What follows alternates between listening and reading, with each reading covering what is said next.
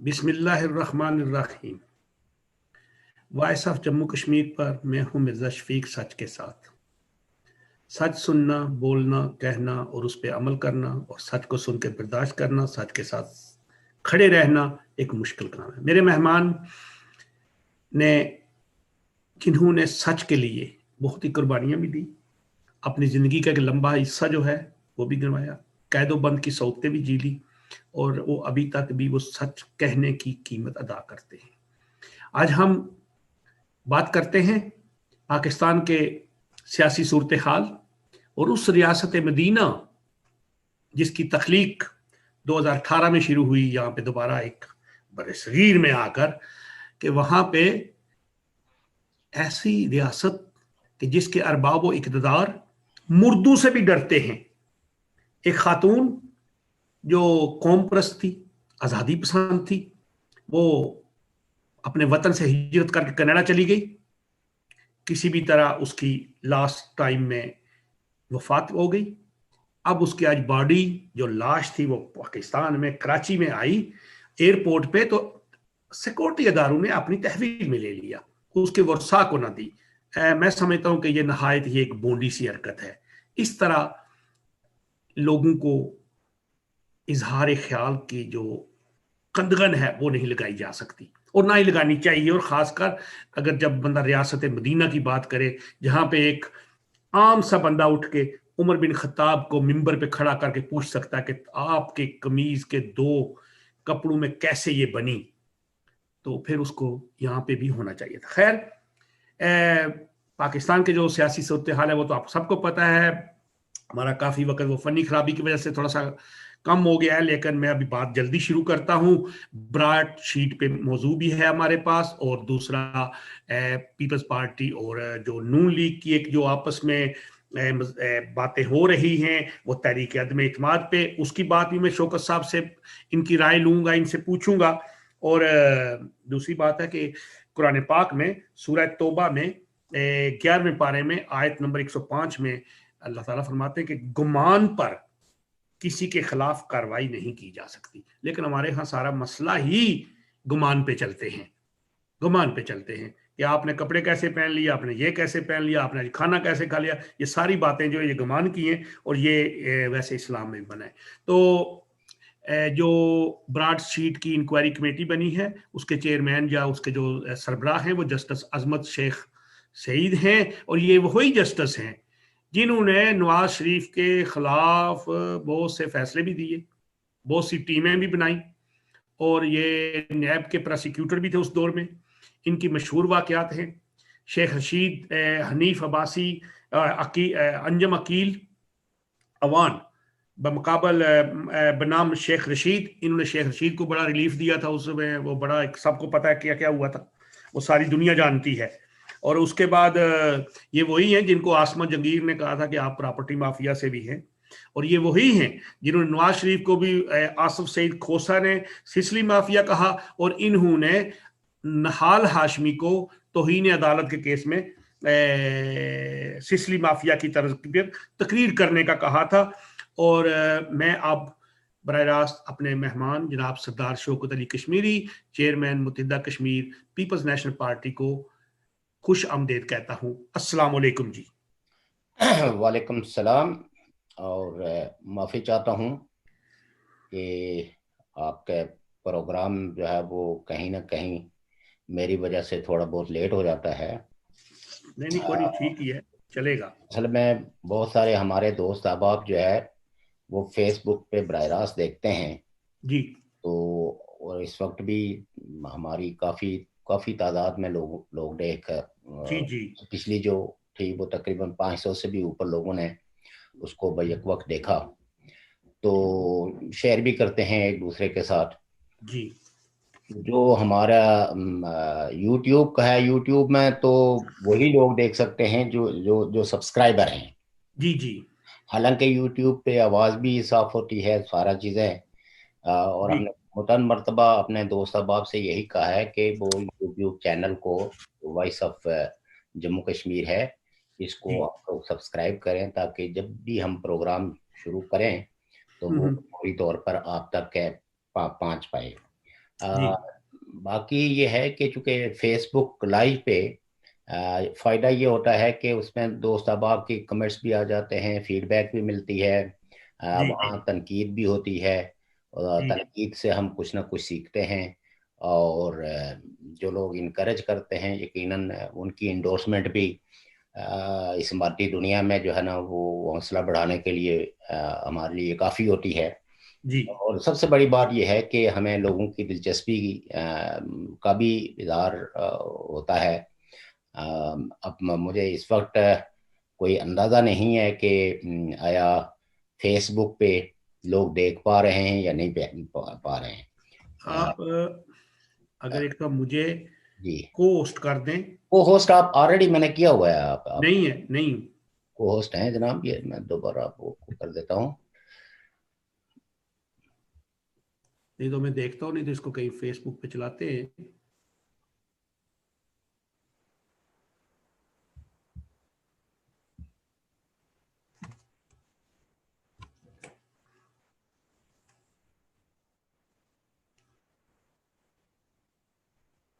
چلو ٹھیک ہے، آپ کریں جی، بس کوئی مسئلہ نہیں، ہو جائے گا۔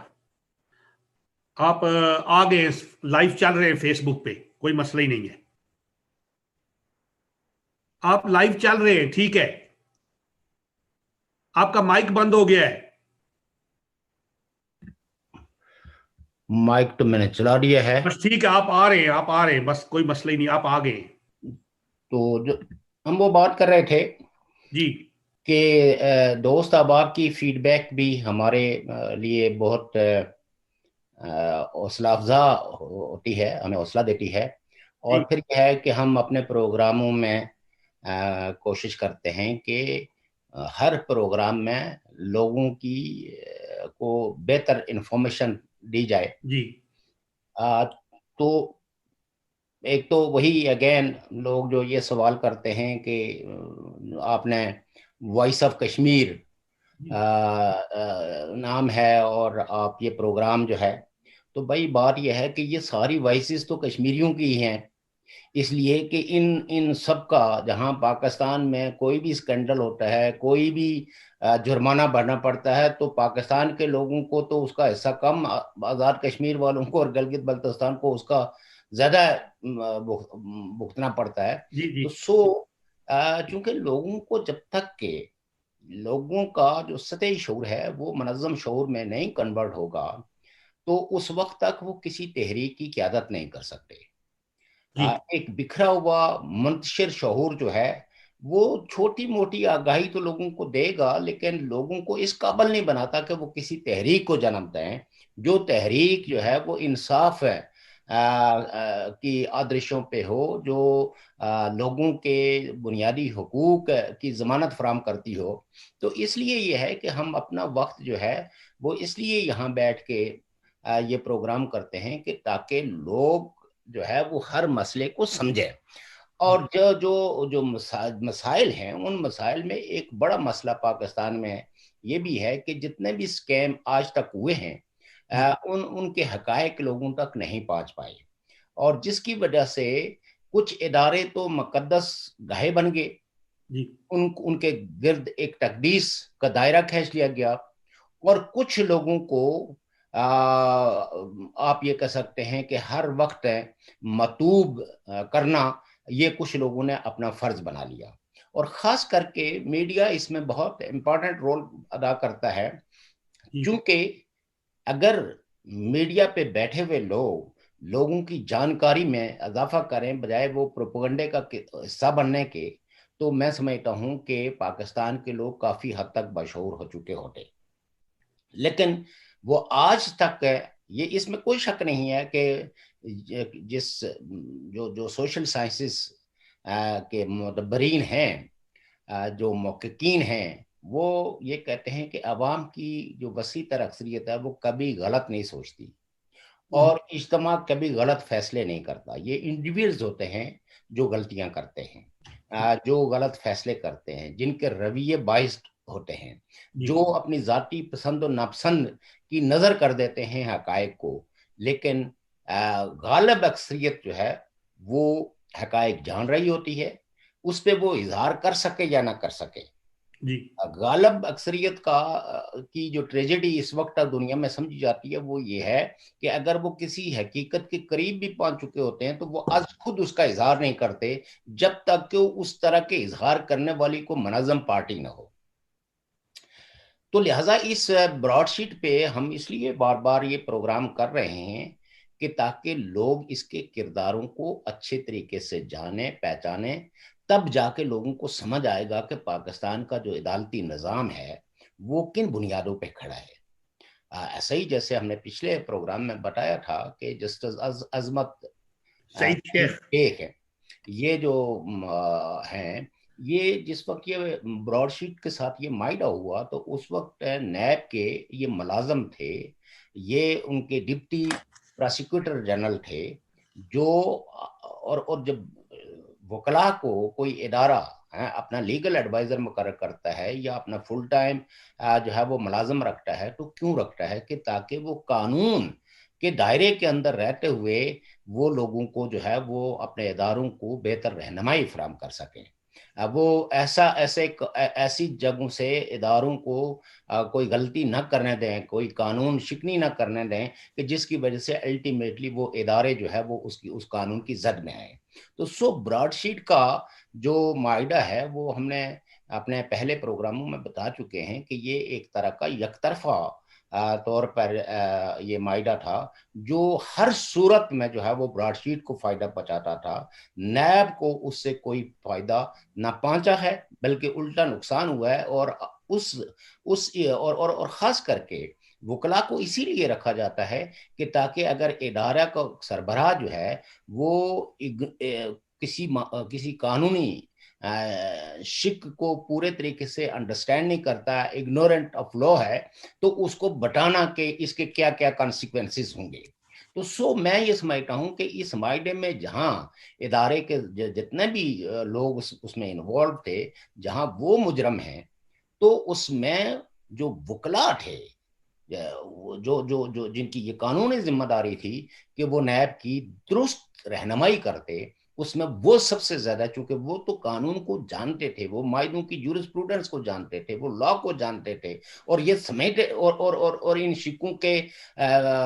جو کلازز اس معاہدے کے اندر درج کی گئی تھی, وہ کلازز جو ہے وہ نیب کو نہیں فائدہ پہنچا رہی تھی, وہ تو براڈ شیٹ کو پہنچا رہی تھی, جس میں ایک ادارے کو جو پاکستان کا ایک ادارہ ہے اس کو براڈ شیٹ کے ہاتھوں رین رکھنے کے مترادف تھا کہ یعنی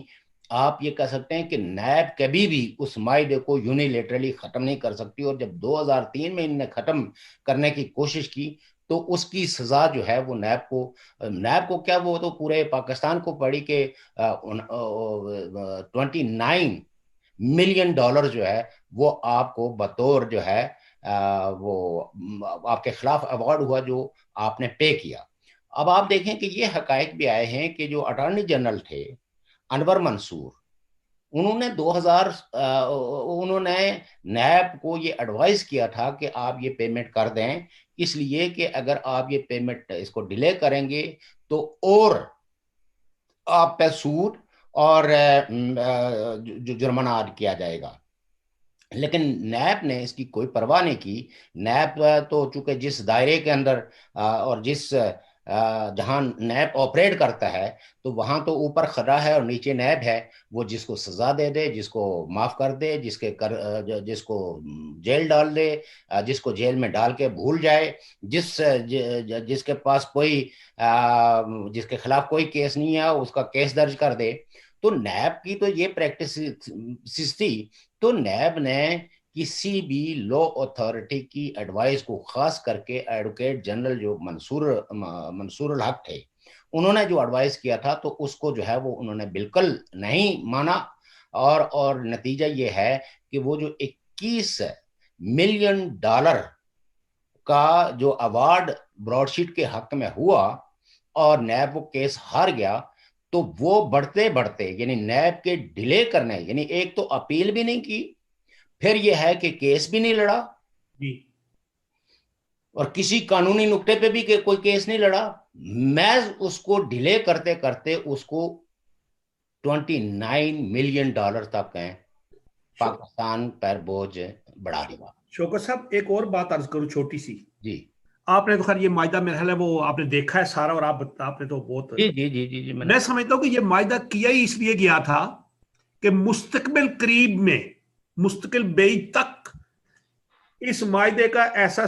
कर दिया गया हुआ है कि पाकिस्तान की जान इतनी जल्दी छूटेगी नहीं इसमें, क्योंकि वो जो 200 लोगों के नाम दिए उसमें लिमिट कोई नहीं है कब तक इनको करना है। तो वो जब भी निकलेंगे एक केस खत्म होगा एक दूसरा आगे ले आएंगे, जी हमने ये भी किया था, ये भी आपने असासे ढूंढे थे, इसके पैसे भी हमें दे। मुझे तो शक पड़ता है ये खाकी सफेदी सारे जो है ना, इन्होंने मुस्तकबिल में अपनी औलादों का मुस्तकबिल रोशन रखा हुआ है इस मायदे में। बहरहाल अब तो आपको पता ही है कि वो जो जफर क्या, जफर अली। जफर अली की हाँ उस, वो तो मिले हैं अभी प्राइम मिनिस्टर से भी, जनरल नहीं नहीं, साहब। वो तो मिले हैं, बल्कि आप ये कह सकते हैं कि ऑन बिहाफ ऑफ ब्रॉडशीट, जी बकौल मूसवी के, जी बाबा मूसवी के, जी उन्होंने नेगोशिएशन की और ब्रॉडशीट से मायदा खत्म करने के बजाय इसको कंटिन्यू रखने के, हाँ, जी आ, दलाइल दिए। के लिए नेगोशिएशंस की। जी तो जी जी वो तो अल्टीमेटली अब जब वो उसके हक में तो पैसों के लेन देन पे अब दोनों एक दूसरे के खिलाफ जो है वो जी बातें वो भी मीडिया में हैं। और अब वो ये डिनाई कर रहे हैं कि हम कोई इस कंटेस्ट में हैं, इस कंटेक्स्ट में हम जाके प्राइम मिनिस्टर से या फौजी इदारों से और नैब के हुकाम से मिले हैं। लेकिन बहरहाल जो मूसवी ने जो उनकी ईमेल शेयर किए हैं उसके मुताबिक तो वो उसमें पूरे तरीके से इन्वॉल्व हैं। तो कहने का मतलब यह है कि it is a big scam, इसके पीछे जो है वो बहुत लोग इन्वॉल्व हैं जिनका जो है वो हिस्सेदारी का सवाल है। और उसके अमाउंट को बढ़ाने में जो जानबूझ के, यानी जी बावजूद इसके कि अटॉर्नी जनरल ने इनको, नैब को एडवाइस भी की कि भाई ये 21 मिलियन दे के तो जान छुड़ा दें, क्योंकि आप अगर एक दिन भी लेट करेंगे तो वहां चूंकि वो था कि एवरी डे $5,000 जो है वो बढ़ता जाएगा। तो ये जो है इससे कोई फायदा नहीं है आपको, कुछ इसमें जो है ना वो अब हासिल होने वाला नहीं है। लेकिन नैब ने फिर भी डिले करके तो यूं समझें कि पाकिस्तान को और जो है वो 8 8 मिलियन डॉलर की फक्की लगवा दी। तो ये तो पाकिस्तान के लोगों को भी और उन तमाम लोगों को जो पाकिस्तान की पेरिफेरी में रहते हैं, जो टैक्स देते हैं, ज, ज, ज, ज, ज, ज, जिन लोगों पे इन सारे जो ब्यूरोक्रेसी के जो है वो याशियां हैं, इनकी कीमत चुकाते हैं। तो उनको ये पता होना चाहिए कि कौन से लोग हैं, किस तरह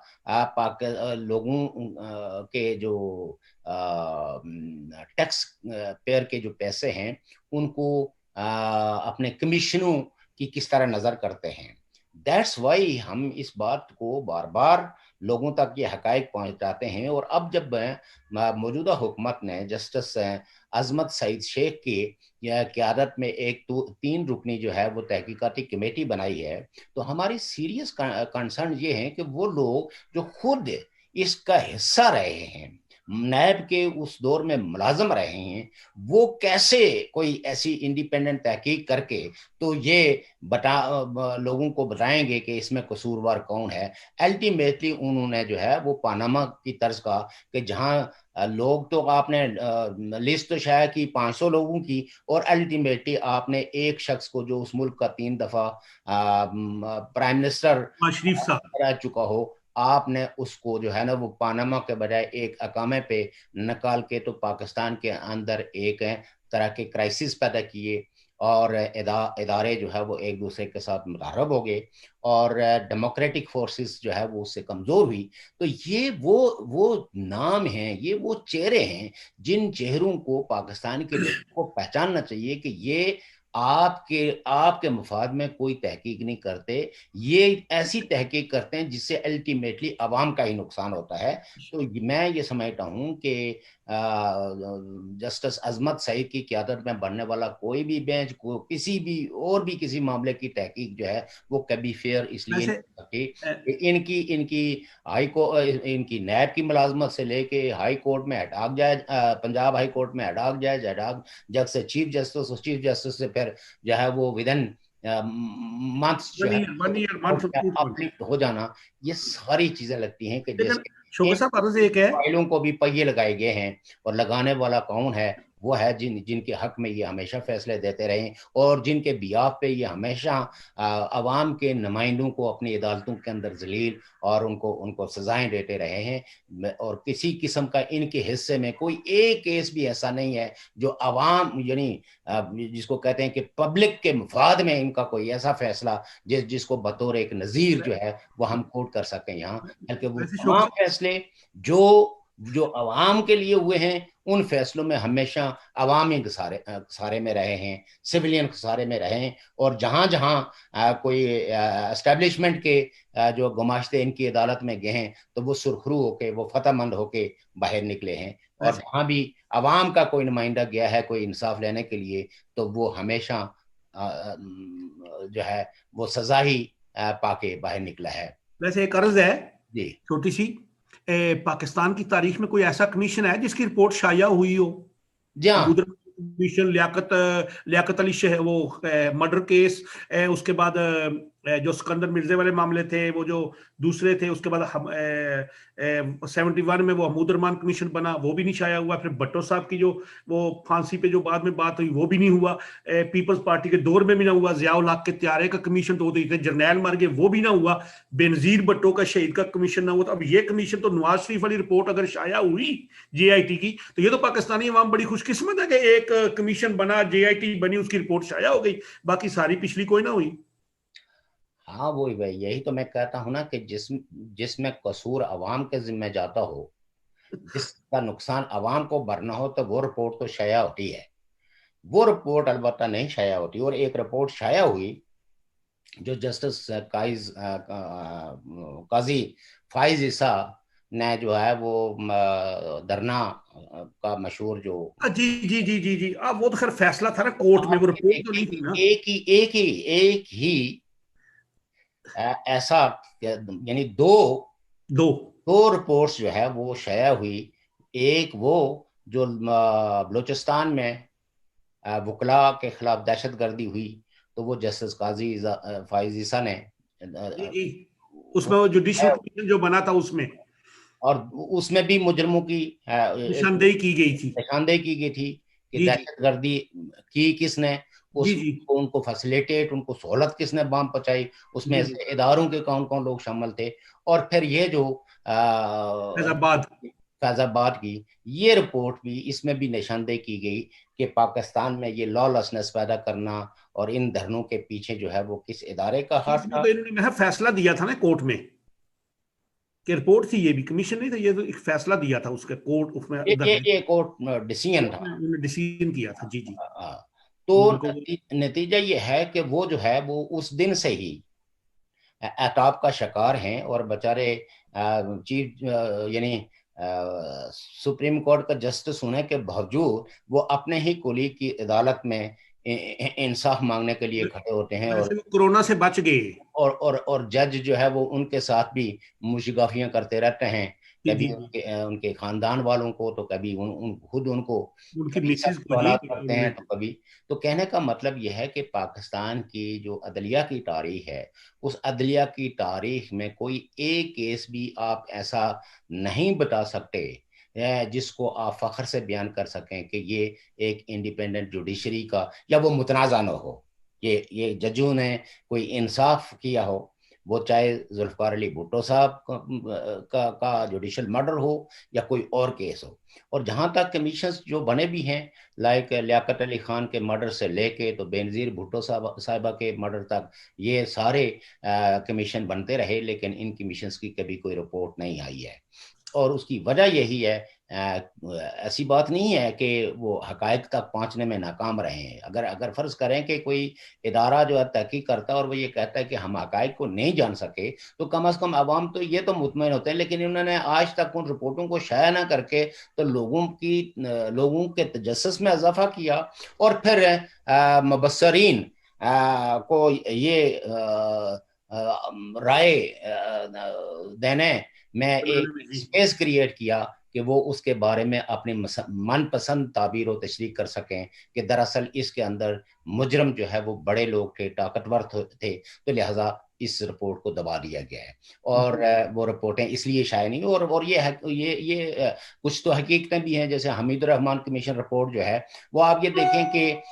وہ پاکستان میں تو شائع نہیں ہو سکی، لیکن الٹیمیٹلی وہ انڈیا سے شائع ہوئی. اور وہ رپورٹ اگر آپ پڑھیں، میں نے تو چونکہ پڑھی ہے، تو میں سمجھتا ہوں کہ رونگٹے کھڑے کر دینے والی وہ رپورٹ ہے کہ کس طرح کے یہ لوگ ہیں، یہ انسان نما درندے جو ہے، جو اپنے ہی بہو بیٹیوں اور اپنے ہی ہم وطنوں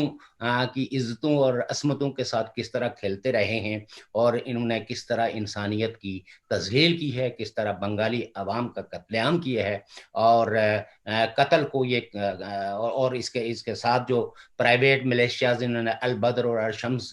رکھے ہوئے تھے، جو نشاندہیاں کرتے تھے کہ کہاں کہاں عوامی لیک ہے. تو کہنے کا مطلب یہ ہے کہ وہ رپورٹیں جو عوام کو مختلف ذرائع سے ملی ہیں، ان رپورٹوں سے جو خوفناک جو کردار ہمارے سامنے آئے ہیں، تو یقیناً یہ بہتری اسی میں سمجھتے ہیں، بھلائی اپنی اسی میں سمجھتے ہیں کہ اس کے وہ لوگوں سے اس کو چھپا دیا جائے، اور کبھی اس رپورٹ کو خود بھی نہیں پڑھتے، اور ان رپورٹوں کی روشنی میں اپنے کردار کو دیکھ کے تو کم از کم جو ہے وہ اپنے خدا کے سامنے ہی جو ہے وہ کوئی معافی مانگ لیں. تو اور آپ یہ دیکھیے کہ پاکستان ایک ایسا ملک تھا جہاں زراعت بہت اچھی، موسم جو ہے وہ 4 موسم ہوتے ہیں، بارہ زمین زرخیز اور یعنی ایسی زرخیز زمین جس میں ہر طرح کا پھل، ہر طرح کا فروٹ، ہر طرح کے جو ہے وہ اجناس ذریعے اجناس جو ہے وہ اجناس پیدا کرتی ہے. جی جی. تو لیکن آپ یہ دیکھیں کہ اس ملک کے لوگ فاقہ زدگی کا شکار ہیں. جس ملک کو کہا جاتا ہے کہ یہ زرعی ملک ہے، وہاں آٹا جو ہے وہ چوری ہوتا ہے، اور لوگ جو مل ہے ہی نہیں رہا سر، مل ہی نہیں رہا، ملتا ہی نہیں پیا. تو کہنے کا مطلب یہ ہے کہ یہ چیزیں، لیکن اس میں سب سے زیادہ میں سمجھتا ہوں کہ قصور جو ڈائسپورا میں رہنے والے لوگ ہیں، چاہے وہ کشمیری ہیں چاہے وہ پاکستانی ہیں، ان کا بھی بہت بڑا قصور ہے، چونکہ وہ ہمیشہ انہوں نے اپنی ہاں میں ہاں اور اپنے جو مفاد خصوصی کے لیے، اپنی فیسیلیٹیشنز کے لیے انہوں نے اسٹیبلشمنٹ کی ہاں میں ہاں ملائی ہے. انہوں نے کبھی بھی اپنے عوام کی درست رہبری اور رہنمائی کا کسی قسم کا کوئی فریضہ انجام نہیں دیا، اور نہ ہی اپنے عوام کی جو ہے دبے ہوئے کچلے ہوئے عوام کی، پسے ہوئے عوام کی جو ہے وہ آواز انہوں نے بننے کی کوشش کی ہے. بلکہ بظاہر تو ان کے دعوے بڑے بڑے، تقریریں سنیں تو وہ بہت لمبی چوڑی ہوگی، اس میں لینن کا، مارس کا نام بھی لیں گے، محمد عربی کا نام بھی لیں گے، حضرت عمر کے کرتے کا بھی حوالہ دیں گے، لیکن کبھی خود سے وہ شخص جس نے ایک بہت ہی سخت حکمران کے سامنے کھڑے ہو کے کرتے کا سوال کیا تھا، خود کبھی اس طرح کے سوالی بننے کے لیے تیار نہیں ہے. بلکہ ہمیشہ جو لوگ وہ کردار ادا کرنے کی بھی کوشش کر رہے ہیں تو ان کو بھی مطلوب، ان کے بھی خلاف پروپیگنڈے اور اسٹیبلشمنٹ کے لوگوں کو خوش کرنے کے لیے انہیں غدار قرار دیتے ہوئے ان کی زبان میں کوئی لکنت نہیں آتی، ان کے ہاتھ نہیں کانپتے کہ اپنے ہی ہم وطنوں کو اور سچ اور حق بات کہنے والوں کو جب ہم غداری کے کٹارے میں کھڑا کریں گے تو اس سے الٹیمیٹلی جو مستقبل اس قوم کا ہوگا وہ کیا ہوگا. اور وہاں لوگوں کی جو سفرنگ ڈے بائی ڈے اس میں اضافہ ہو رہا ہے، غربت میں اضافہ ہو رہا ہے، مسائل میں اضافہ ہو رہا ہے، اور ڈی اسٹیبلائزیشن جو ہے ہول اسٹیٹ آف پاکستان کے اندر جو ہے وہ اب ایسے نہیں ہے کہ جس کو کوئی چھپا سکے، اور نہ ہی وہ اب میری مرون منڈت ہے کہ میں کہیں کسی ٹی وی ٹاک شوز کے اندر بیٹھ کے جو ہے وہ یہ کہوں تو یہ لوگوں کو نظر آئے گی. بلکہ اب لوگ خود اس تجربے سے گزر رہے ہیں اور وہ دیکھ رہے ہیں کہ کس طرح لا لیسنس ہے، کہ اب پولیس جو لوگوں کی رکھوالی ہوتی ہے وہ لوگوں کے بچوں کو جو ہے وہ گولیوں سے بھون دیتی ہے، جس کو ان کو کل فیصلہ آباد میں ایسے ہوا ہے پرسوں. اور راہ چلتی جو خواتین ہیں وہ اپنی عصمت جو ہے نا گنوا بیٹھتی ہیں، کیونکہ پولیس کے ذمے जो लोगों की इज्जत और आबरू, यानी जिसके लिए एक कौम उनको तनख्वाहें देती है, उनको पेंशनें देती है, वो काम तो वो करते नहीं है। अलबत्ता यह है कि उनके जवान राना को गोलियों का निशाना बना देते हैं, और वो और उनके सामने जो है वो अगर फर्ज करें कि किसी ने कोई जुर्म किया हो भी नहीं है, लेकिन अगर उसके खिलाफ एफआईआर है, उसको गिरफ्तार करते हैं, तो दूसरे लोग उसको खुद ही मॉब लिंचिंग कर देते हैं अदालतों के अंदर जो है वो। और बाज दफा पता चलता है कि जनाब वो पुलिस के किसी आदमी ने रिवॉल्वर उसके हाथ में दिया था। तो ये सारी जो केसेस और ये सारी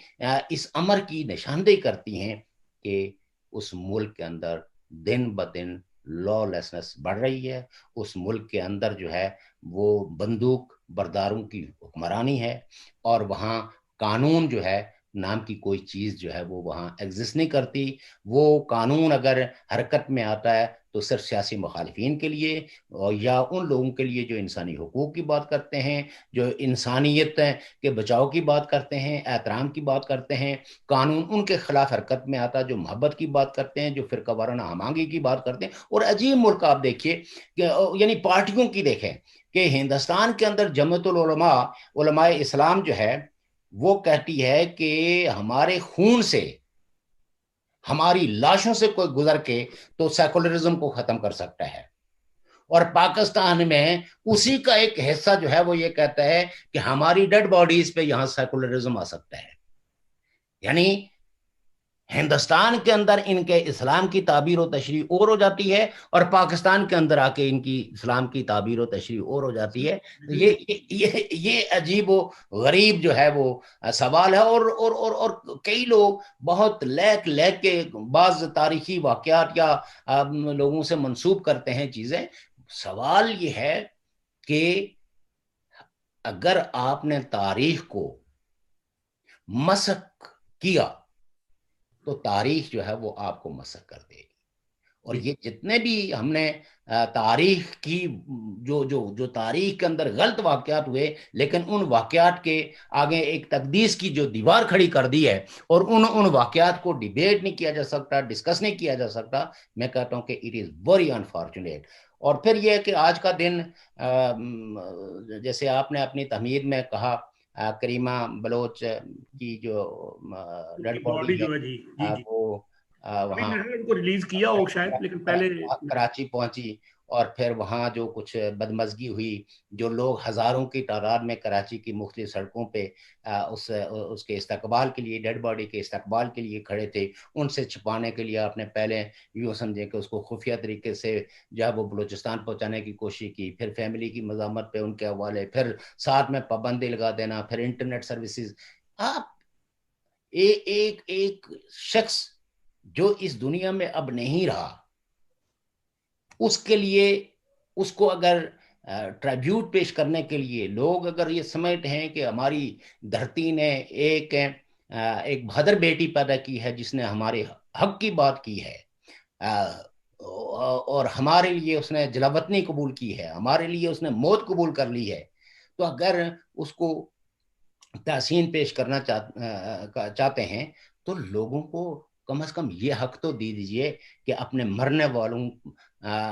के जनाजों पे वो रो तो सकें। लेकिन पाकिस्तान एक ऐसी रियासत बन गई है कि जो लोगों को उनके प्यारों की डेड बॉडीज पे रोने भी नहीं देती, आंसू भी नहीं बहाने देती, हाथ खड़े करके उनके लिए दुआएं मगफरत भी नहीं करने देती। लेकिन कहने को ये मुल्क जो है ना वो इस्लाम के नाम पे बना, ये तो लेकिन अर्ज है कि जो चीज तलाश करना सबसे ज्यादा मुश्किल है वो पाकिस्तान में इस्लाम ही को तलाश करने के लिए आपको जो है ना वो लालटीन की जरूरत पड़ेगी। इस्लाम कहीं नहीं मिलेगा, मुल्ला आपको हर जगह मिलेगा। और अल्लामा इकबाल ने जल बुन के यही कहा था कि दीन मुल्ला फसाद फी सबीलिल्लाह। आप ये देखिए कि हमारा एक नौजवान साथी, जो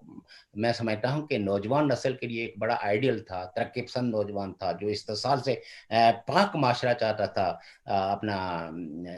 अमजद शाह सवार ट्रवलाकोट के नौजवान जो कनाडा में जो है अपने मलेशिया में मलेशिया में वो तो हो गए, वो उनको हार्ट अटैक की वजह से जी वो वफात पा गए। ایک ایسا نوجوان جس نے ایک ترقی پسند معاشرے کا خواب دیکھا تھا، جو یہ کہتا تھا کہ ہمارے انسان کو ہر نوع کے استحصال سے جو ہے وہ آزادی ملنی چاہیے، وہ جیو اور جینے دو کا جس نے خواب دیکھا تھا، اس کے مرنے پہ جو لوگ وہاں استقبال کے لیے کھڑے تھے، وہاں ملاؤں نے وہاں بھی فتویٰ بازی، وہاں بھی اپنی تنگ نظری دکھانے کی کوشش کی ہے۔ مرنے والا بے نیاز ہوتا ہے، آپ اس کی نماز جنازہ پڑھیں یا نہ پڑھیں، مرنے والا تو جو انسانوں کے درمیان جو چھوڑ کے چیز جاتا ہے وہ اس کے نظریات ہوتے ہیں، وہ اس کا وہ اعلیٰ کردار ہوتا ہے۔ اور امجد شاہ سوار نے وہ کردار چھوڑا جس نے کوئی کمپرومائز نہیں کیا، اور اس نے اس فکر سے رہنمائی حاصل کی جو کہتی تھی کہ کثر زائد جو ہے وہ دراصل استحصال کو جنم لیتی ہے، اور نفع کا جو نظام ہے اس میں ایک لوٹنے والا اور ایک لوٹنے والا ہوتا ہے، اور جہاں محنت خریدنے والا کوئی ہو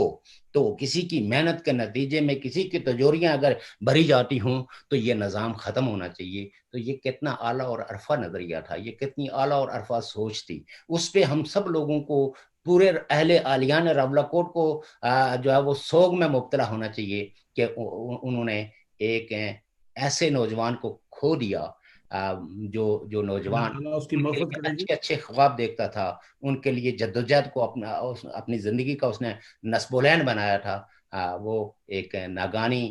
موت کا شکار ہو گیا۔ تو لیکن وہاں بھی اسی طرح کے فتوے، اسی طرح کی کئی لوگوں کے میں نے دیکھے جی نماز جنازہ پڑھنا چاہیے یا نہیں پڑھنا چاہیے۔ مرنے والے کو اس بات سے کوئی جب جسم سے روح پرواز کر جاتی ہے، جس وقت آپ یہ دیکھیے کہ جس آدمی کو صرف فالج ہو جائے، فالج کا اٹیک ہو جائے اور جسم کا کوئی حصہ سون ہو جائے، اس کو آپ کاٹ کے پھینک دیں، اس آدمی کو کوئی پتہ نہیں چلے گا۔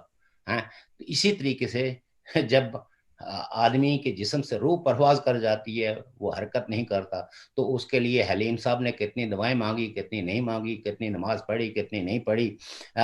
اس کے لیے بےمانی ہوتی ہے۔ لیکن رسم دنیا ہوتی ہے کہ جو لوگ انسانوں کے درمیان رہتے ہوئے پیار اور محبت کو فروغ دیتے ہیں، ان کی تحسین کے لیے لوگ حاضر ہوتے ہیں۔ یہ جو ہزاروں کی تعداد میں لوگ کسی کو تحسین پیش کرنے کے لیے اکٹھے ہوتے ہیں، اس کے نماز جنازہ میں شرکت کرتے ہیں، تو دراصل وہ اس کی جدوجہد کو سلام کر رہے ہوتے ہیں، وہ یہ بتا رہے ہوتے ہیں، وہ اس بندے کو، اس ڈیڈ باڈی کو تحسین دے رہے ہوتے ہیں کہ جب آپ ہمارے درمیان تھے تو آپ ہمارے لیے جیے، لہذا جب آپ رخصت ہو رہے ہیں تو ہم آپ کے جدوجہد کے شیان شان آپ کو خدا حافظ کہنے آئے ہیں۔ تو یہ ایک رسم دنیا ہے جو برسہ برسے وہ معاشرے جو ہے وہ یہ تحسین ان لوگوں کو دیتے آئے ہیں، اور جنہوں نے کچھ بھی نہیں کیا ان کو بھی لوگ تحسین دیتے ہیں کہ ہمارا ایک بھائی تھا جو اس کی جدائی کو، اس کے غم کو وہ محسوس کرتے ہیں، کیونکہ اس نے بھی بہرحال ایک خاندان، جس خاندان کے اندر جنم لیا ہے اور اس خاندان کی پرورش میں اس نے جو دن رات ایک کی ہے، تو وہ بھی اس نے اپنے انسان ہونے کا جو فرض ادا کیا ہے، تو دوسرے انسان بھی اس خاندان کے دکھ میں جا کے شریک ہوتے ہیں، ان کے دکھوں کو بانٹنے کے لیے وہاں شریک جو شامل ہوتے ہیں۔ تو میں سمجھتا ہوں کہ یہ رسم ہے انسانی سماج کی، اور بہترین رسم ہے، اور اس رسم کو جاری و ساری رہنا چاہیے۔ وہ لوگ جو اس رسم کے خلاف ہیں، اس میں فرقے بناتے ہیں، اس کو تقسیم کرتے ہیں، اور اس غم کے دن جو ہے وہ لوگوں کو اکٹھا ہونے سے روکتے ہیں، ان چہروں کو لوگوں کو پہچاننا چاہیے، اور ایسے متروک چہرے جو ہے وہ انسانی سماج پہ بدنما داغ ہیں، جو اس لمحے بھی کہ جب ایک انسان کی ڈیڈ باڈی ان کے درمیان موجود ہوتی ہے تو وہ اس کا دکھ کرنے کے بجائے انسانیت کو بھول جاتے ہیں، اس کے عقائد کو زیر بحث لاتے ہیں، سیاسی عقائد کو، اور وہ سیاسی عقائد جن سے ان کو کچھ لینا دینا نہیں ہے۔ اور میں اگین کہتا ہوں کہ یہ انسان اور فرد کا یہ اس کا کوئی ٹھیکیدار نہیں ہے، یہ فرد سے خدا نے پوچھنا ہے۔ اگر کبھی پوچھا اس نے تو وہ یہی پوچھے گا کہ تیرا خدا کون تھا، تو مانتا تھا یا نہیں مانتا تھا، تو کس رسول کو مانتا تھا، تم نے کلمہ پڑھا یا نہیں تھا۔ یہ سماج کے اندر یہ ذمہ داری خدا نے کسی کو نہیں دی ہے، اور جو لوگ اسلام کے نام پہ یہ ڈیوٹی اپنے کندھوں پہ اپنے ذمہ لیے ہوئے ہیں، وہ دراصل ان کے اندر ایک بدترین قسم کی آمریت، بدترین قسم کی ذاتی پسند و ناپسند جو ہے وہ چھپی ہوئی ہے، اور وہ اپنی اس ख्वाہش کو, جو آمریت کی پیداوار ہے، وہ دراصل ایک مذہب کے نام پہ، مقدس مذہب کے نام پہ وہ دوسروں پہ تھوپنا چاہتے ہیں، اور انسانوں کو فرقوں میں تقسیم کر کے ان کے نہ خوشیوں کو اجتماعی طور پر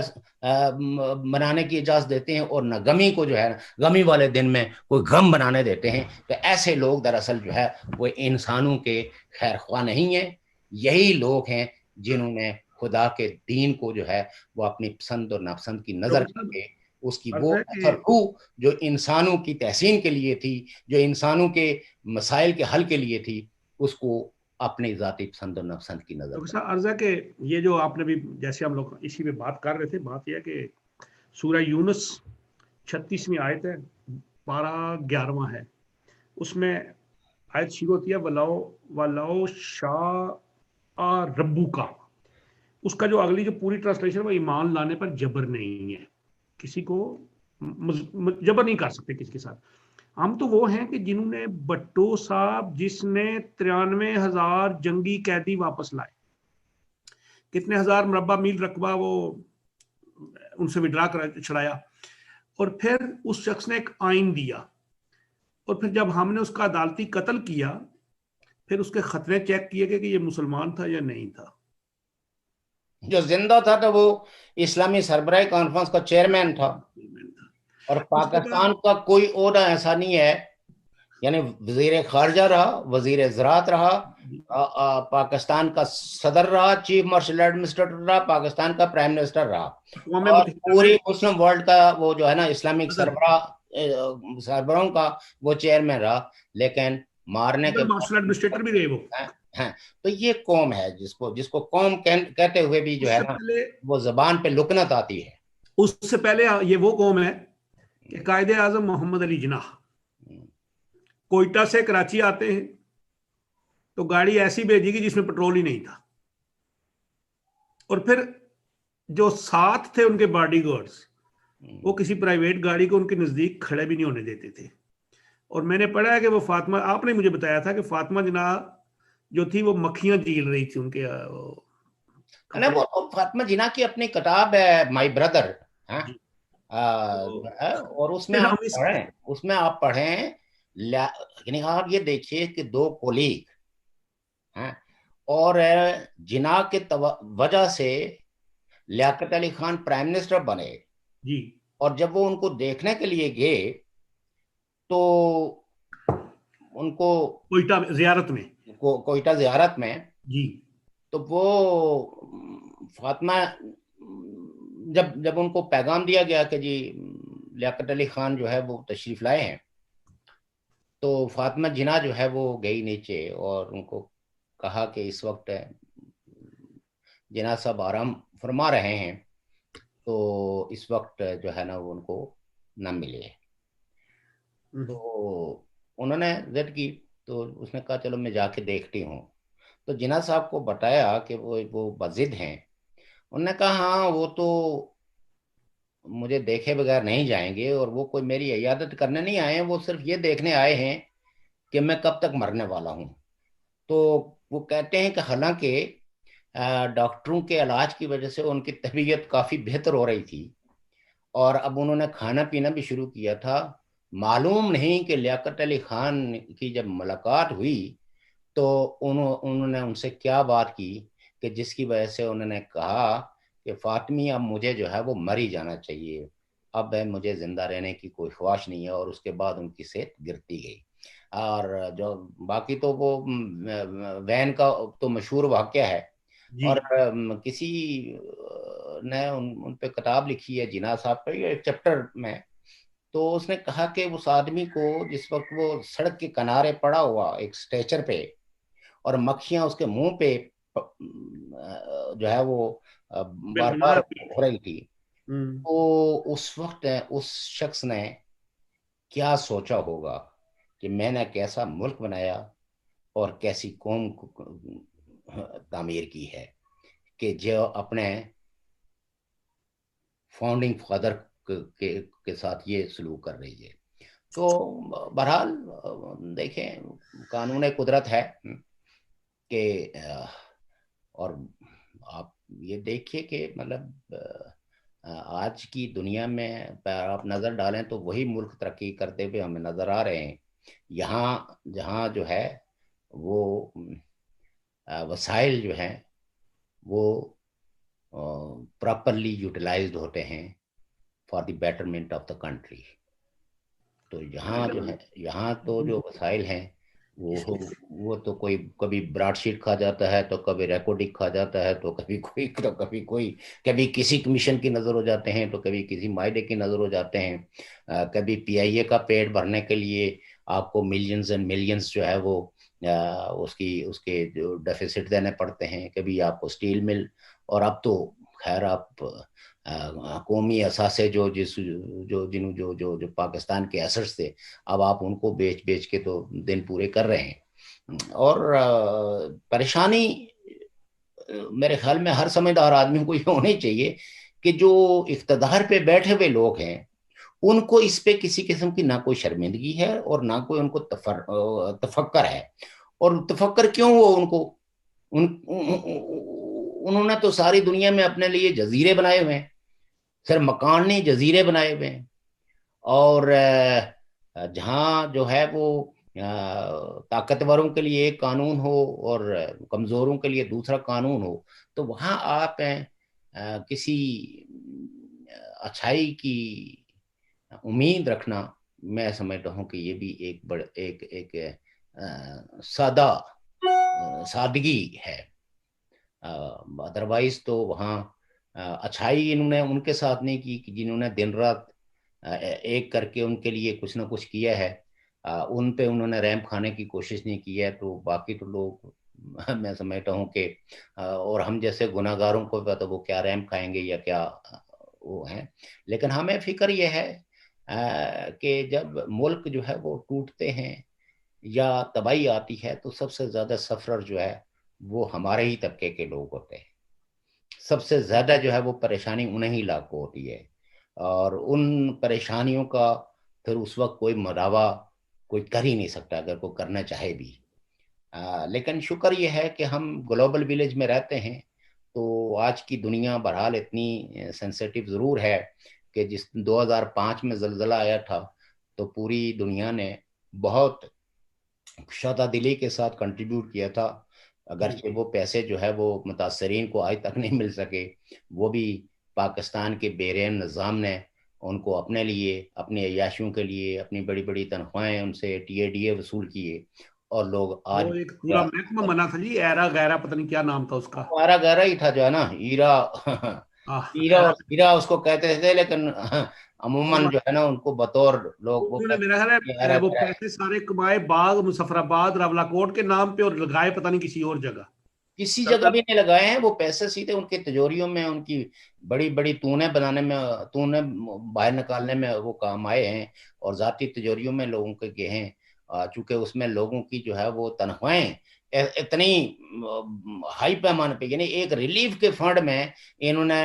کسی کی 5 لاکھ تو کسی کی 10 لاکھ، حد تک کہ جو سویلین میں سے بھی کوئی بندہ جو ہے نا وہ کہیں اس میں انہوں نے ریکروٹ کیا تو اس کی تنخواہ بھی جو عام لوگوں کی تنخواہوں سے کئی گنا زیادہ تھی. لیکن وہ ریکروٹ تو وہی کیے ہوں گے جو بڑے خاص خاص کوئی ہوں گے واقفی. تو یقیناً اس میں بھی واقفیت کا بڑا تعلق تھا، رشتے ناتوں کا بھی بڑا اس میں عمل دخل تھا. کچھ انٹرنیشنل این جی اوز نے تو مداخلت کر کے کچھ لوگوں کو ریکروٹ کرنے کی کوشش کی. انہوں نے تو بلکہ جو رپورٹیں دی کہ بھئی جو پاکستان کے آفیشلز جو ہے وہ تو مقامی لوگوں میں سے کسی کو جو ہے نا وہ یعنی چھوٹی موٹی نوکری کے لیے بھی رکھنے کے روادار نہیں ہے. وہ بھی انہوں نے اپنے اپنے علاقوں سے لائے ہوئے ہیں، باورچی سے لے کے تو جو ہے وہ گھر میں دیگر کام کاج کے لیے، وہ بھی لوگوں کو انہوں نے روزگار نہیں دیا. تو بہرحال ایک لمبی دل ویسے خراب. آپ نے آج ابھی بات ہوئی تھی کہ 4 موسم آپ نے بات کی، مجھے بڑی کو خیال آ گیا کہ ہمارے وزیر اعظم صاحب نے ایک تقریر میں کہا کہ 12 موسم ہے پاکستان میں. دیکھیں یہ بات تو کشمیر کے لیے تو کہی جا سکتی ہے، لیکن پاکستان کے تو 4 ہی موسم ہیں. وہی نا وہاں گرمیوں میں شدید گرمی پڑتی ہے، سردیوں میں سردی ہوتی ہے، جی اور آپ کہہ سکتے ہیں کہ معتدل مزاج موسم بھی رہتا ہے کچھ جی. عرصے کے لیے. لیکن وہ بس ایسے ہی 12 سیزنز تو یہ صرف چونکہ کشمیر کی وہ ہے، جیسے میں آپ کو بتاؤں کہ تراڑکھل میں مئی جون میں بہت ٹھنڈا موسم ہوتا ہے، بالکل خوشگوار. لیکن اگر آپ 12 کلومیٹر آگے چلے جائیں ہجیرہ تو شدید گرمی، یعنی آپ یہ سمجھیں گے کہ آپ ایک دم جو ہے وہ برف سے آگ کے چولہے میں آ گئے. اور اسی طریقے سے اگر وہاں سے اوپر آپ پوٹھی چھپریوں کی طرف چلے جائیں تو پھر ٹھنڈا، پھر آگے باسپور میں چلے جائیں تو پھر موسم بہت خوشگوار. تو اس طرح کشمیر کے اندر تو ہر 4-5 کلومیٹر کے بعد موسم تبدیل ہو جاتا ہے، ایون گرمیوں میں بھی، سردیوں میں بھی، اور بہار میں بھی. تو وہاں تو موسم جو ہے وہ بڑے رنگا رنگ موسموں کا ملک ہے ریاست جموں کشمیر. لیکن پاکستان میں عمومی طور پر جو ہے وہ 4 ہی موسم ہوتے ہیں. اچھا شوکت صاحب، بات آتی ہے آگے کہ وہ پاکستان کے کچھ سیاسی معاملے بھی، پی ڈی ایم بنی تھی نا، پی ڈی ایم، جی جی جی جی جناب مولانا فضل الرحمان صاحب کی جو سرپرستی میں، اور یہ ساری 10 جماعتیں ہیں جی، وہ Pakhtun M D P D M, ان کو تو نکال دیا تھا نا انہوں نے، وہ جو پشتین وغیرہ تھے، عام پختون تحفظ موومنٹ، ان کو نکال وہ دیا. انہوں نے نکالا نہیں تھا، بلکہ آپ یہ کہہ سکتے ہیں کہ جو محسن داوڑ تھے وہ اپنے انڈیویل حیثیت میں اس میں اس کے شریک ہوئے، اور کراچی کے جلسے میں بھی اور بلوچستان میں بھی کوئٹہ کے جلسے میں انہوں نے شرکت کرنے کے لیے سفر کیا، لیکن وہ گرفتار کر لیا گیا تھا. لیکن یہ ہے کہ پی ٹی ایم جو ہے وہ ایز آرگنائزیشن جو ہے وہ اس کا حصہ نہیں تھی، اور میرے خیال میں ان سے یہی کہا گیا تھا کہ بھئی یہ چونکہ پولیٹیکل پارٹیز کا الائنس ہے، پرسنالٹیز کا نہیں ہے، تو لہٰذا یہ ہے کہ آپ اپنی پارٹی سے جو ہے نا مینڈیٹ لے کے تو یہاں اپنی پارٹی کی نمائندگی کریں پختون تحفظ موومنٹ کے. جو انہوں نے کہا کہ نہیں، وہ تو نہیں شامل ہونا چاہتی، تو اس وجہ سے پھر وہ بھی نہیں شامل ہوئے. لیکن بہرحال یہاں 11 پارٹیاں ہیں، اور یہ الائنس کا جب بھی سوال آئے تو لوگوں کے ذہنوں میں ایک رہنا چاہیے کہ یہ کوئی انقلابی پارٹیوں کا اتحاد نہیں ہے، یہ کوئی بائیں بازوں کی پارٹیوں کا اتحاد نہیں ہے، یہ کوئی نظام کی تبدیلی کا الائنس نہیں ہے. یہ ایک حکومت اور اس حکومت کے ساتھ وابستہ اداروں کے رول کے خلاف جو ہے وہ ایک اتحاد ہے جو ان کو حکمرانی سے نکالنا چاہتی ہے. اور یہ آپ کہہ سکتے ہیں کہ اس کی میجر پارٹیاں جو ہیں وہ خود رولنگ کلاس سے تعلق رکھتی ہیں. مسلم لیگ نون ایک رولنگ کلاس پارٹی ہے، پیپلز پارٹی ایک رولنگ کلاس پارٹی ہے، اور جمعیت العلماء اسلام بھی one way or the other way کسی نہ کسی طریقے سے اتحادوں کی شکل میں، لیکن وہ بھی ایک حکمران جماعت کے طور پر جو ہے وہ جانی اور پہچانی جاتی ہے. اور دیگر پارٹیوں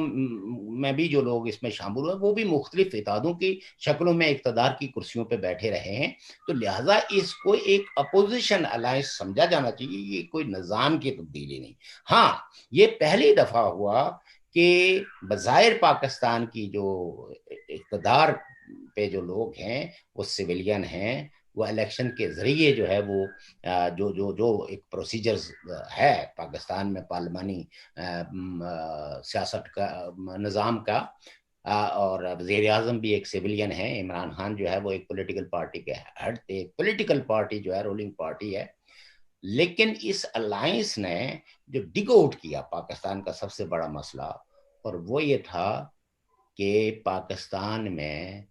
الیکشنز کو کچھ ادارے مینیج کرتے ہیں، اور ان میں سب سے جو پاورفل طبقہ ہے وہ آرمی جنرلوں کا ہے.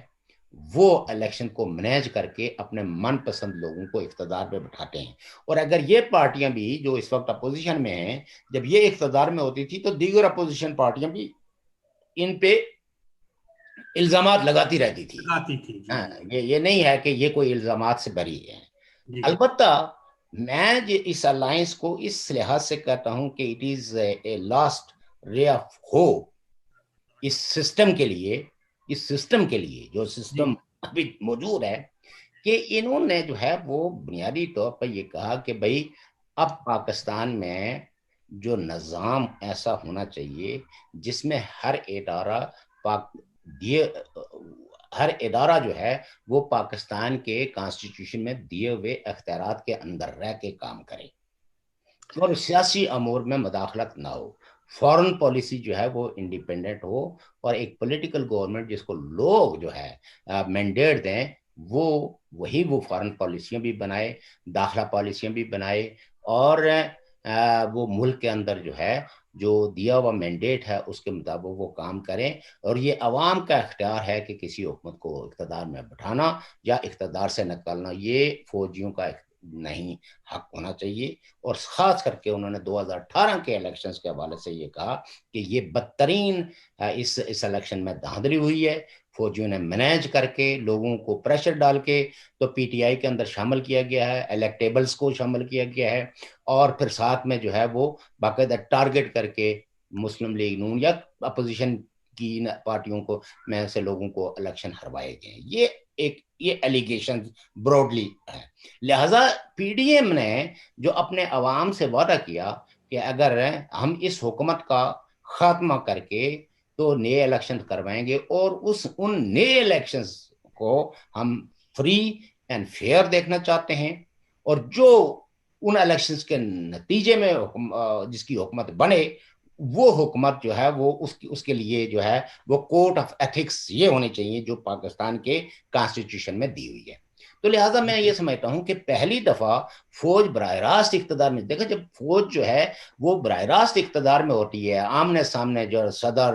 کی کرسی پہ بیٹھا ہوا چیف مارشل ایڈمنسٹریٹر ہو، کوئی جنرل ہو، تو اس وقت تو اگر کوئی تنقید کرتا ہے تو وہ چونکہ آپ یہ کہہ سکتے ہیں کہ وہاں پریمری کنٹرڈکشنز جو ہے وہ اس کے ساتھ بنتا ہے۔ لیکن آج جبکہ وہ سارا کچھ بیہائنڈ دا سین بیٹھ کے کر رہے ہیں، لیکن پی ڈی ایم نے بہت جرات مندی کا مظاہرہ کر کے درست مسئلے کی نشاندہی کی ہے، اور جرات کے ساتھ اس کی نشاندہی کی ہے، اور پھر یہ کہا کہ یہ حکمران جو آج ہمارے سروں پر مسلط ہیں یہ اس ایجنڈے کو پروموٹ کر رہے ہیں جو ایک فاشسٹ ایجنڈا ہے، جہاں فریڈم آف ایکسپریشنز کمپرومائزڈ ہے، جہاں میڈیا کا گلا دبا دیا گیا ہے، جہاں جوڈیشری جو ہے وہ فنکشنل نہیں ہے، جہاں کوئی ادارہ بھی جو ہے وہ پراپرلی کام نہیں کر رہا ہے، اور مہنگائی دن بہ دن بڑھ رہی ہے، جو لوگوں کی یعنی جو ضروریات اشیاء جو ہیں وہ لوگوں کی دسترس سے باہر ہو گئی ہیں، اور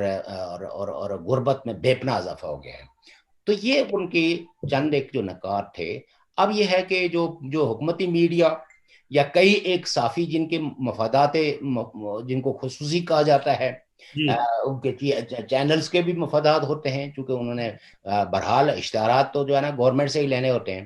تو وہ عمومی طور پر لوگوں کو جب سے یہ پی ڈی ایم الائنس بنا ہے اس کے حوالے سے کبھی خیر کی خبر انہوں نے نہیں سنائی ہے، بلکہ ہمیشہ، اور پھر خاص کر کے کچھ لوگ جو ہے وہ اپنے چینلوں کو یا جنہوں نے یوٹیوب چینل بھی بنائے ہیں وہ بھی ایک بڑی سرخی لگا کے تو ایک سنسنی خیزی پیدا کرتے ہیں کہ جناب بس اب عمران خان کے گرد گھیرا تنگ ہو گیا، اب فیصلہ ہو گیا، اب بڑے بیٹھ گئے، اب چھوٹے بیٹھ گئے۔ یہ سب چیزیں چونکہ یہ ہمارا مینڈیٹ نہیں ہے، ہم تو ہم اپنے آپ کو جواب دہ سمجھتے ہیں بطور ایک سیاسی کارکن کہ ہم کوئی ایسی پیشن گوئی اپنے تجربوں کی بنیاد پہ جس کو اگر ہم درست بھی سمجھتے ہیں تو وہ نہیں کرتے، لیکن جو شواہد جس کو کہتے ہیں کہ جو سرکمسٹانشل ایویڈنس ہم جو اکٹھے کر رہے ہیں تو اس کے مطابق ہم یہ کہہ سکتے ہیں کہ بہرحال عمران خان صاحب کی حکومت اپنا ٹینیور پورا نہیں کرے گی، اس کے گرد جو ہے وہ آپ یہ کہہ سکتے ہیں کہ ایک گھیرا تنگ کر دیا گیا ہے، اور اب اگر یہ کوئی سیدھا کام بھی کریں گے تو وہ الٹا ہی پڑے گا۔ کہ یہ پاکستان کی جو ہے نا رسم ہمیشہ یہ رہی ہے کہ جب گھیرا تنگ بڑھ جاتا ہے تو اس وقت اگر کوئی جیسے بھٹو صاحب نے جو ہے وہ اس وقت بہت سارے اقدامات کیے جب ان کو لگا کہ جو ہے وہ ان کی حکومت کو ختم کیا جا رہا ہے، لیکن ان ساری چیزوں کو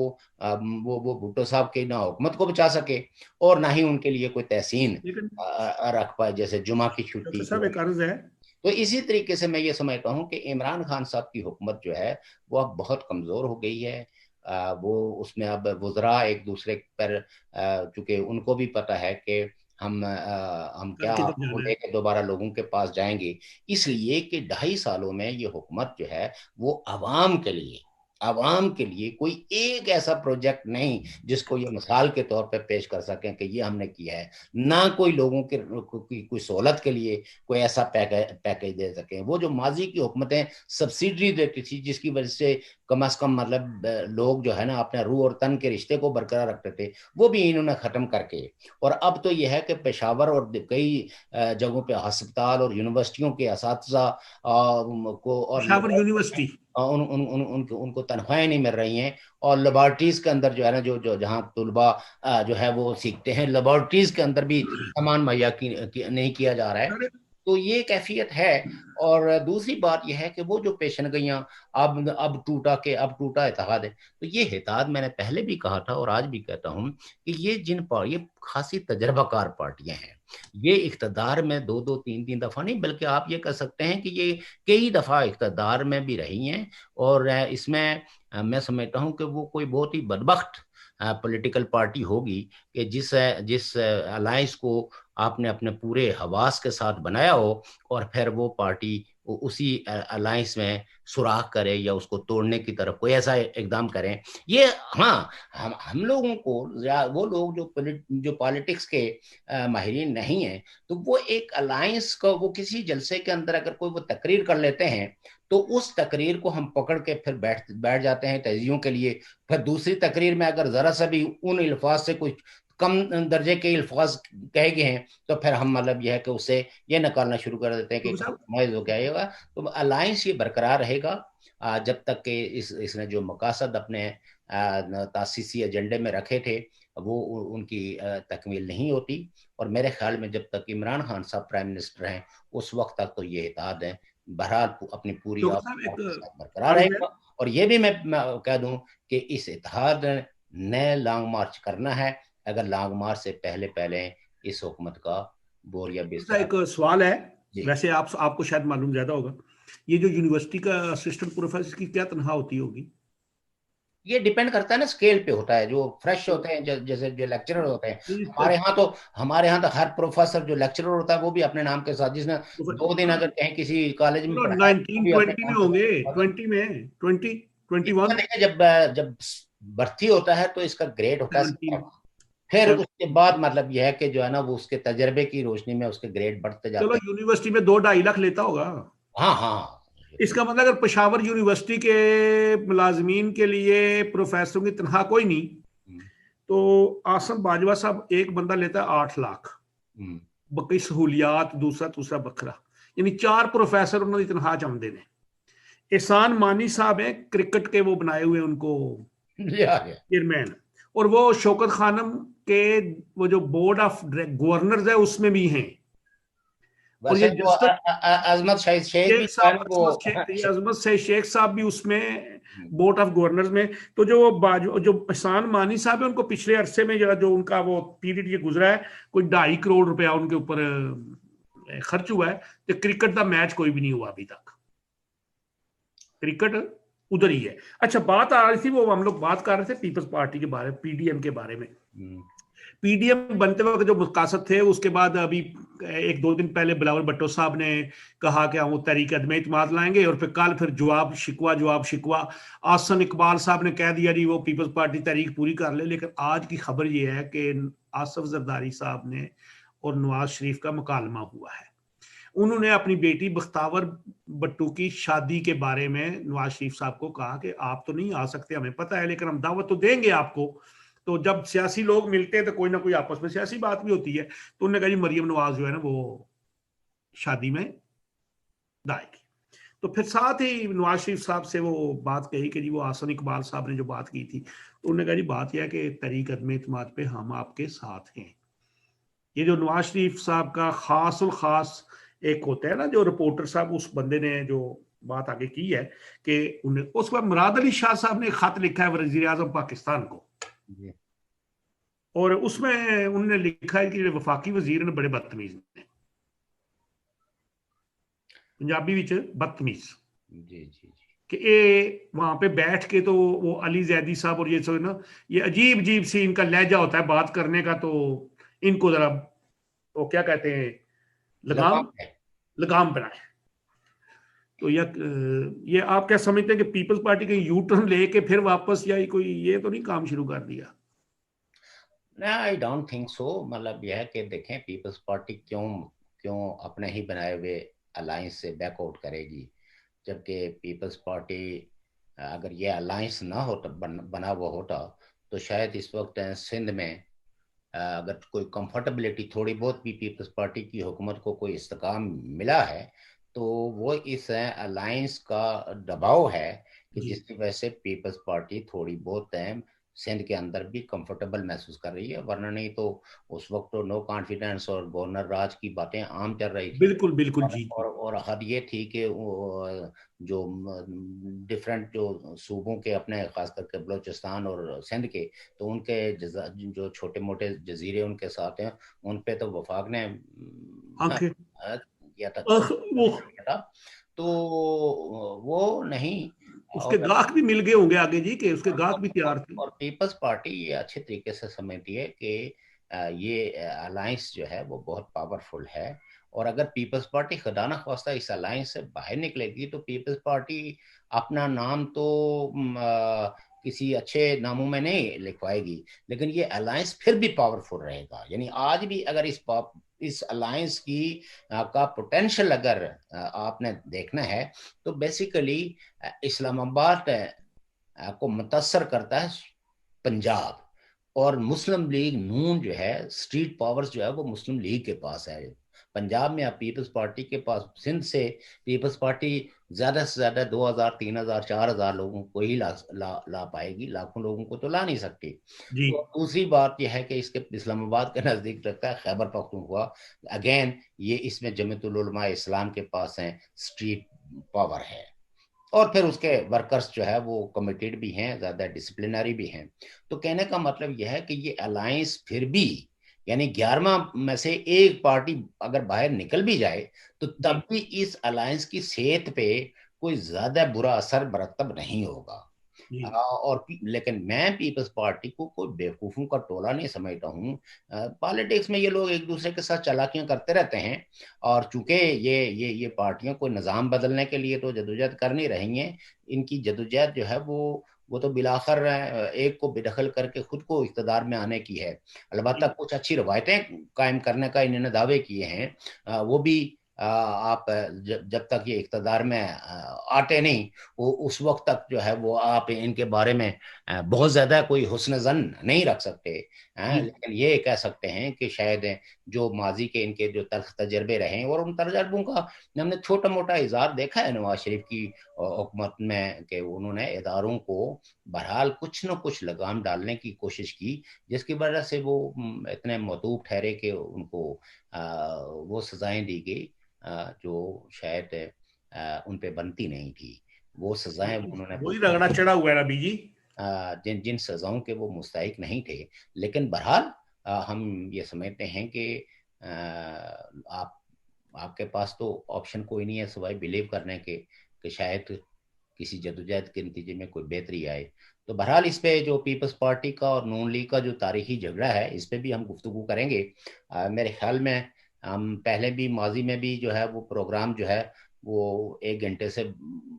کچھ نہ جی جی کچھ، تو اب بھی 1 گھنٹے سے اوپر ٹائم ہو گیا ہے. تو دوسری بات ایک اور ہے، آج چودھری منظور صاحب ہیں، ایک پیپلز پارٹی کے ترجمان ہوتے ہیں، وہ اکثر ٹاک شوز میں بھی آتے ہیں، آپ ان کو جانتے بھی ہیں.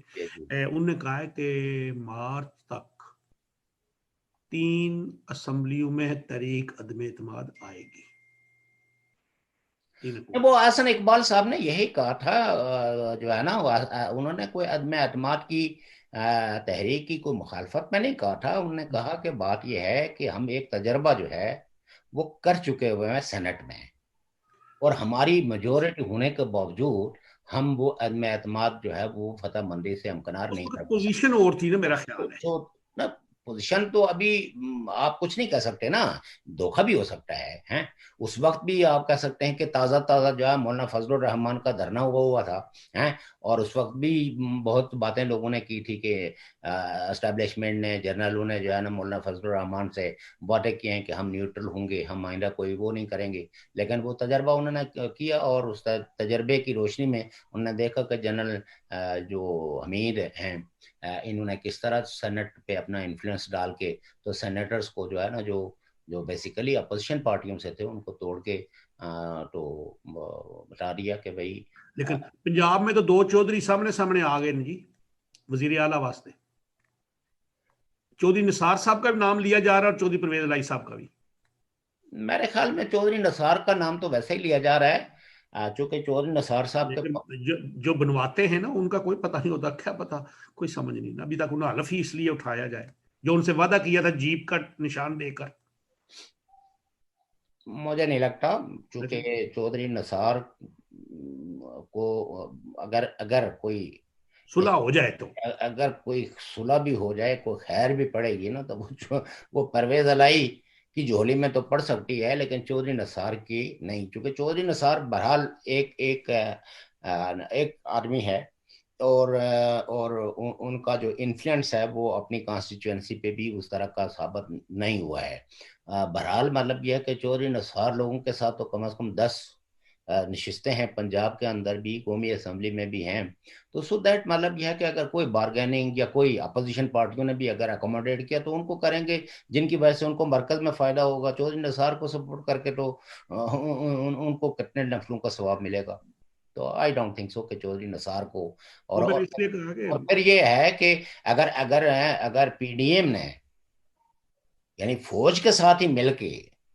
तो ये काम करना है, तो फिर तो मतलब ये है कि फिर इमरान खान में क्या बुराई है। फिर तो फायदा ही कोई नहीं ना। तो ये नहीं, हमें हमें हमें कोई इमरान खान की शख्सियत से नहीं नहीं नहीं नहीं, कोई इख्तलाफ नहीं है, और ना ही कोई हमारी ख्वाहिश है कोई कोई इस तरह की खुदा न खास्ता गैर जमहूरी ख्वाहिश।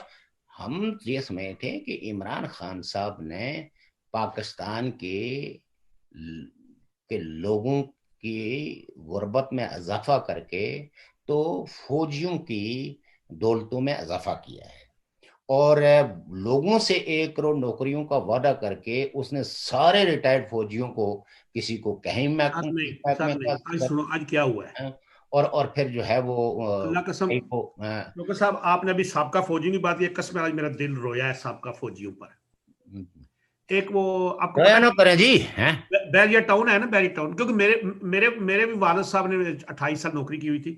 वो बैरियर टाउन में सिक्योरिटी गार्ड है सारे रिटायर्ड फौजी। जी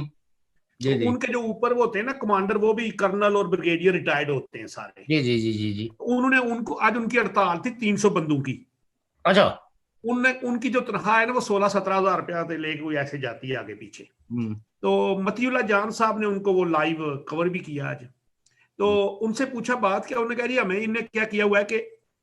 इनका एक कानून बनाया हुआ था, इन अपने जो उनके एडमिनिस्ट्रेटर थे ना, ब्रिगेडियर साहब या कर्नल साहब या जो भी आगे थे, जब वो भर्ती करते थे वो कॉन्ट्रैक्ट करते थे, उसमें लिखा है 10 साल सर्विस हो जाएगी जब, या 15 साल, तो आपके ये बेनिफिट्स आपको देगा। बैरियर टाउन मसलन एक्सटेंड पेंशन, एक प्लाट और यो इस तरह के मामला थे। अब जब उनको 11-12 साल हो गए, कहीं को 16 साल भी हो गए, अब उन्होंने क्या किया कि एक और कंपनी बना दी सिक्योरिटी गार्ड्स की। तो बैरियर टाउन की वर्दी कहने उतारो और इसकी वर्दी पहन लो। मकसद यह है कि जब वो कंपनी में उधर चले जाएंगे तो कंपनी और हो जाएगी, तो उनके जो है ना वो नाम ही खत्म हो जाएगा, वो जो बेनिफिट्स वो भी चले गए, वो पैसे भी गए, वो जो उनकी वो जो ग्रेजुएटी वगैरह बनी होगी वो भी गई। तो आज उन लोगों ने 300 लोगों ने हड़ताल की हुई थी सड़क पे। उन्होंने कहा जी 2 दिन का हमें टाइम है, हम इस्लामाबाद की तरफ मार्च करेंगे। वो सब रिटायर्ड फौजी, सूबेदार, हवलदार, सिपाही, आप सब फौजियों को ना ये आप इस पे मेरे ख्याल में दूसरे प्रोग्राम में वो करेंगे। जी करेंगे तो इंशाल्लाह। हमारा प्रोग्राम बहुत लंबा हो जाता है और फिर अच्छा नहीं, जी जी जी, तो इंशाल्लाह नाजरीन, जैसा कि अभी हमने आपसे कुछ पहले कुछ 15-20 मिनट हमारी वो टेक्निक खामी थी, और आज का हमारा प्रोग्राम मैं इख्तिताम करता हूं इसी पर। अगला प्रोग्राम इंशाल्लाह हम फिर हालात हाज़िर, और ये जो मैंने अभी शौकत साहब से बात की कि जो सारे फौजी बेचारे मजबूर बड़े हैं, वो तो बेचारे रो रहे थे, मैं उनकी वीडियोस भी देखी हैं, मतीउल्लाह जान के साहब के साथ उनका वो इंटरव्यूज भी देखे हैं, तो हम उस पर भी बात करेंगे। और ये मुल्क जो है, ये जो रियासत मदीना है, तो ये कि जिनके पास पहले ही पैसा बहुत है और जो मजीद पैसा पाकिस्तान का लूट के बाहर लेके जाते हैं, बाहर से फिर वापस लाते हैं, फिर बेचते हैं, यानी 28 मिलियन दे दिया, उससे अपना कमीशन लिया, फिर अगले 28 मिलियन दिया, फिर यानी ये उनका जो अपना सिस्टम है, کمیونیکیشن چلتی رہے, اپنی اولادوں کا پیٹ بھرتے رہیں, اپنے اولادوں کو خوشحال کرتے رہیں, آسٹریلیا میں جا کے جزیرہ خریدتے رہیں, دبئی کے اندر جائیدادیں بنتی رہیں, امریکہ کے اندر شپاگیتی اور پیزا کے ریسٹورنٹ چلتے رہیں. میں آپ سب سے اسی پہ اجازت چاہتا ہوں اور شوکت صاحب سے الوداع کرتا ہوں. اللہ حافظ شوکت صاحب, انشاءاللہ کل اگلے پروگرام میں. اللہ حافظ.